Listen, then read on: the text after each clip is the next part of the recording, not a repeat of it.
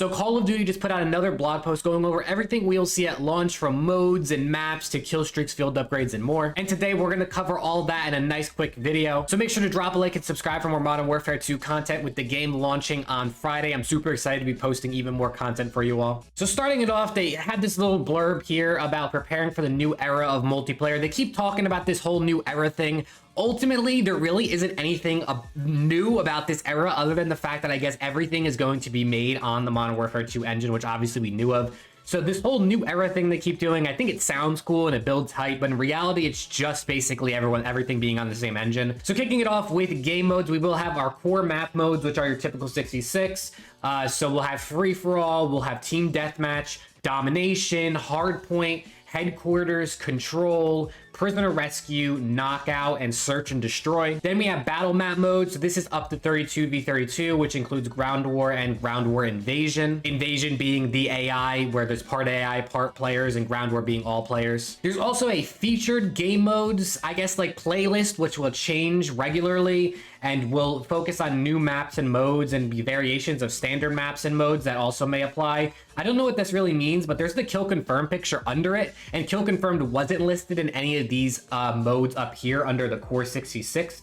So maybe there's some modes like kill confirm that are only available if you play in a featured playlist. Of course, there will be quick play if you want to, set your own filters and edit basically what modes you can play. And then there's tier 1. Ooh, new game mode. Yeah, not really. Tier 1 is just hardcore. You have less health, limited HUD elements, and friendly fire is on. It says it's designated to offer a more challenging experience compared to traditional multiplayer. It's literally just hardcore mode, but they changed the name to tier 1. I don't know, maybe they think it sounds cooler. Ultimately, people are probably still just going to call it hardcore. And of course, we have a third person mode, which we saw in the beta. I believe they changed it now, so every time you ADS, you don't actually go into first person mode. I believe it's only with a 4x scope or higher that you go into first person mode. The rest of it just kind of minimizes your hip fire and sort of zooms in a little bit, but you don't go into first person, you stay in third person. Then they go into a little bit of detail about the core maps and the battle maps. It isn't really anything new. We already knew about the 3 categories, the 3 regions of Al Mazrah, Los Alamos, and rest of the world. So they kind of talk a little bit about those. So basically the maps are going to be within these 3 regions. Nothing too crazy there, stuff we already knew about. Then they go more into the perk packages. I mean, as we all know, you have 2 perks that you pick, and then you have a bonus perk and an ultimate perk. Bonus perk and ultimate perk are ones that you unlock throughout the game. So they didn't really change anything with these. I think they increased, the rate at which you get your bonus and ultimate perks compared to how it was at the launch of the beta. But here's a list of all the base perks. So we have Overkill, Double Time, Battle Hardened, Scavenger, Bomb Squad, which is basically just Flak Jacket, Tracker, Strong Arm, and Extra Tactical. And then we have bonus perks, which are Resupply, Spotter, Cold-Blooded, Fast Hands, Hardline, and Focus. And then we have ultimate perks, which are High Alert, Ghost, Quick Fix, Overclock, Survivor, and Bird's Eye. Like I said, you get to pick 2 of these base perks, 1 of the bonus perks, and 1 of the ultimate perks. Then we have our field upgrades. There's a whole bunch of field upgrades, which is cool. At rank 45, you unlock the ability to equip 2 field upgrades, and then it'll make them both slow recharges, but you can choose based on the 2 in-game, kind of, I guess, what fits your situation better. So you could run, Dead Silence if you need it in a situation, and you can run, let's say, an ammo box, so if you needed ammo, you could pick what you want. But we have the Tac Hammer, we have the Inflatable Decoy, which I thought was super, super fun. I really like the Inflatable Decoy. We had DDoS, which deactivates electronics and disrupts enemy sensors for a short period of time, which is interesting. We have Deployable Cover, Trophy System, Dead Silence, of course, not a perk. We're going to have Dead Silence field upgrade, unfortunately. They're definitely not going to change that, but it is what it is.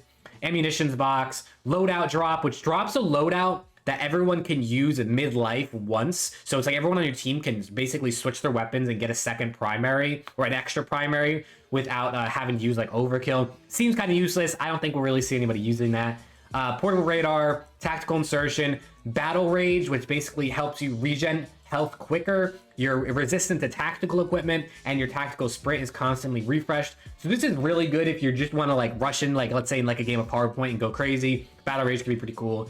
recon drone, smoke airdrop, suppression mine, and anti-armor rounds. Then they go into a little bit of detail about the kill streaks. Of course, we know you can now use kill streaks or score streaks, which is really, really cool. So you can kind of select that. Basically, only one kill streak or score streak within the same category can be selected. Obviously, I think we know that. So in the 4 kill, 500 score category. So it's actually interesting because originally I thought, like, why wouldn't you just pick score streaks, right? Because they're pretty much in the same category. So if I'm playing any game mode that has a, you know, some sort of thing where I can get score other than just kills, if I play the objective, why would I pick score streaks? But basically, you need like 5 kills on score streak mode or 4 kills on kill streak mode to get kill streaks. So if you're not too much of an objective player, it makes sense to play kill streaks. So you have UAV, bomb, and bomb drone in the first category. Then for 5 kills or 625 score, we have counter UAV, cluster mine, and care package. Move down to precision airstrike, cruise missile, and mortar strike. Then to sentry gun and SAE. Then to VTOL, Overwatch Helo, and Wilson. Stealth bomber, chopper gunner, emergency airdrop. Down to gunship, advanced UAV, and then finally Juggernaut. So it looks like these are all the same ones from the beta and we're not getting any new ones. And then they go into a little bit more about, like, if you want to learn the new mechanics, you know, try out the new aquatic maneuvers and the new ledge hang. I mean, I'm sure most of us who played the beta at least did this a little bit. You know, nothing too crazy there, I guess. So we'll see how much of the aquatic swimming actually comes into play in 6v6. Obviously, you could do it in the ground war maps, and I'm sure you're gonna be able to do it obviously in like Warzone. But I'll be interested to see how that actually plays out in 6v6 maps, if there is anything where we really, you know, need to swim in 6v6. And that's pretty much it. It just goes into like the time is running out to pre-order. They want you to spend more money, so you know, stay frosty, whatever. Pretty much a very basic overview, very basic blog post. Didn't really tell us anything new other than maybe confirming a little bit more about the game modes. But overall, nothing really new from this blog post. But yeah, I mean, drop a like, subscribe for more Modern Warfare 2 content. Hopefully, maybe you learned something new out of this. If you played the beta, you probably knew all this already like I did. So maybe we'll get to see more in the future. I know we should be getting a blog post about progression. They did say that.